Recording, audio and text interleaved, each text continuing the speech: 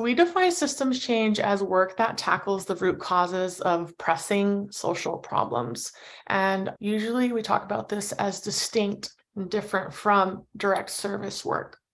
Systems change initiatives acknowledge the complex and interrelated political or social or economic factors contributing to a specific problem and really seek to tackle the root causes of those pressing social problems. And this creates change in underlying structures. This could be by shifting policies or processes, resources, mental models, and power structures. A good way to help try to explore more what a systems change approach is again to look at it in contrast to direct service, which is also really important for our communities to have to alleviate concerns. So when we're talking direct service, the approach is more working one-on-one directly with individuals who are impacted by social issues in order to improve their personal well-being, and it's usually within a defined time frame. So there's a clear and concrete feedback loop, such as clients receiving legal help or caregiving or case management or temporary housing or something. So this would be in contrast to systems change, where it's looking to creating widespread social change by fundamentally shifting the distribution or delivery of the resources and the power, changing laws or regulations, shifting the behaviors within the ecosystem or group that will hopefully render your work unneeded over time because the system has been changed.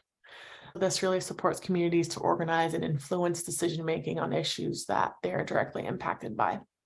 An example for a direct service approach, maybe you're looking in a community with widespread asthma due to air pollution from a nearby bus depot.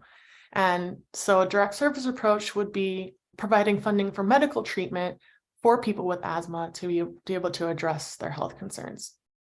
A systems change approach would be organizing in the community to regulate the bus idling and emissions, and is kind of going a little bit sooner if you're thinking of it as a stream, going a little bit earlier to try to resolve the system or the problem so that it doesn't get to the point of, folks getting asthma from those emissions, for example. Another example for looking at homelessness, a direct service approach when thinking about tackling homelessness would be about providing the very much needed food or short-term emergency shelter for people experiencing homelessness. This would be in contrast to a systems change approach, where it would be looking at how to remove the barriers to public housing admission or passing a bond measure for permanent or supportive housing to try to get people in permanent housing in the first place. Here's some questions that might help.